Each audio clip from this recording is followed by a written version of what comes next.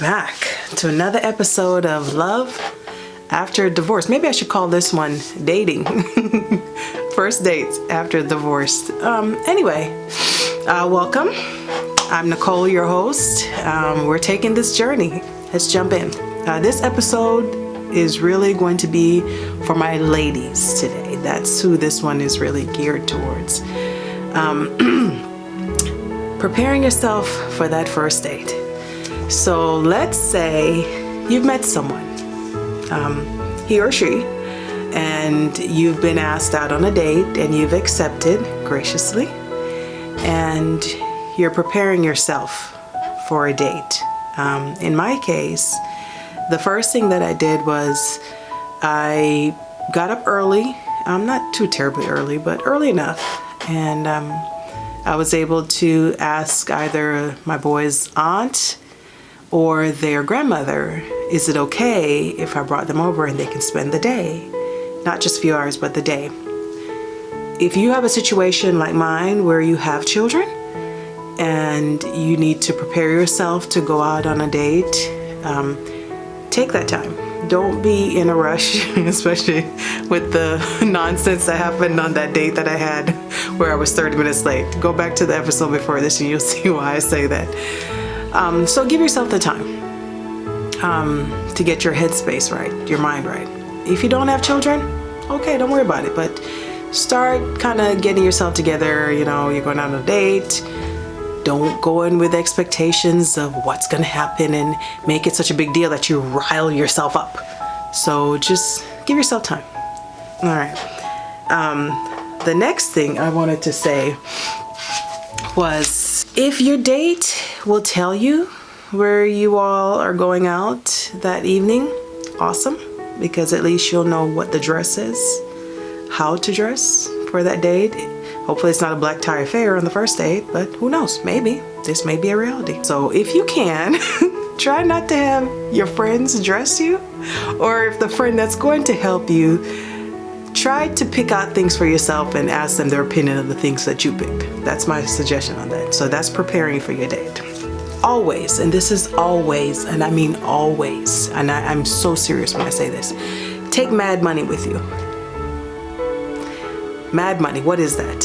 It's if you and the person don't quite get along while you're on the date, or if something happens and the person says, fine, I'm not paying, you're on your own, you're stuck. So always, and I do mean always, and not just cards, credit cards, take cash with you. Always have mad money with you. Or as my mother would say, your vex money. If someone, she's from the island, so they don't say mad, they say vex. Your vex money. So if the person gets upset or irate with you in some way, you can leave. Which brings me to my next point. Some of you may have mixed feelings about this. I did not allow people that I met for the first time that were going out on a date to come to my home to pick me up. I know traditionally, in a traditional sense, you do want someone to pick you up from your house. It's a proper date. You know, knock on your door, greet you at the door. You look great, fine, come on out, we'll go in the same vehicle. I didn't feel comfortable with that. And the reason why I was uncomfortable is my children live here. I don't care who the person was, and they insisted. I vehemently refused to have them come to my home, not for the first date. Maybe even the third one. I'd be a little bit more comfortable because at that point I've gotten to know you just a little bit and kind of feel you out. And I still would not have my children there. There's no way, under no circumstances on the third date would I allow someone to meet my children. I just won't. It was my rule that I set for myself. And if they cared, they would respect that.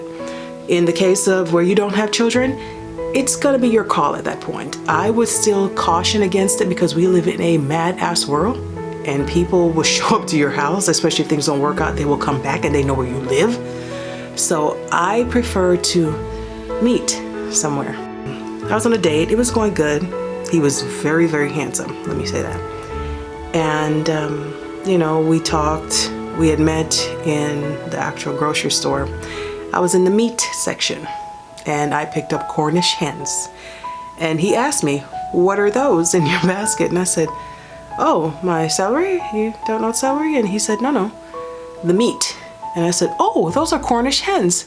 He said, what are Cornish hens? I said, well, they're like chicken, but not quite. They're little tiny birds. And I said, my son likes it when I stuff them. So we're getting Cornish hens. He said, that's interesting. He said, you're different. I'm not sure what that meant, but because I had Cornish hens. Anybody out there knows what Cornish hens are? That was a little strange, but okay. He thought it was interesting to have Cornish hens. So he, say, you're an attractive lady and, hey, would you want to go out with me sometime? And I said, sure. So I met him. It was a pretty fancy restaurant. I'm glad that in my little tight dress that I was squeezed into. Thanks, friend. Anyway, not deviating from the topic. While we were on the date, he asked me, so, and when you're in a grocery store, I didn't see any children with you. And I said, well, yeah, I have 2 boys. And he goes, oh, where's their dad? And so he didn't think I don't know what people think, but I said, well, I had been previously married. I'm no longer married, I'm divorced. And I have my 2 sons from the marriage. And that's where I left it. I didn't want to go into any other further discussion. And I caution you with this. When you're out on a date with somebody for the first time, don't give up too much information about yourself. It's okay to say, I was married, I'm divorced, and we have children. That's all it needs to be on the first date. If it goes any further and down the line and you're talking about maybe pursuing being in a relationship, then of course the conversation is going to come up, what happened? I hope you were not being abused, those type of things. But first date, not appropriate. It's just too much information. I remember before, one of my in-laws, who I have a lot of respect for, she's now deceased, but she said, we talk too much sometimes as ladies. We give up way too much information, way more than we need to at times. She said, leave the person guessing. Allow them to want to know more about you. Oh, she's mysterious. What is it about her that I'm drawn to? But when we just talk and talk, we give up too much. Just stop saying so much. It is okay to leave things where they are. I'm divorced, and then we have 2 children. And you smile and move on. Let's talk about us. Keep the conversation about us. What is it about me? What is it about us that, keep the conversation on that level. Stay away from the divorce. It's not necessary. Too soon, too early. Stay away from it. Here's something that I've been asked, and my answer is it depends.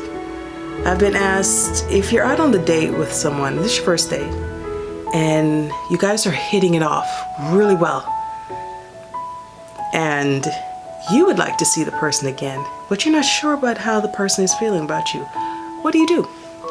And my answer is, it depends.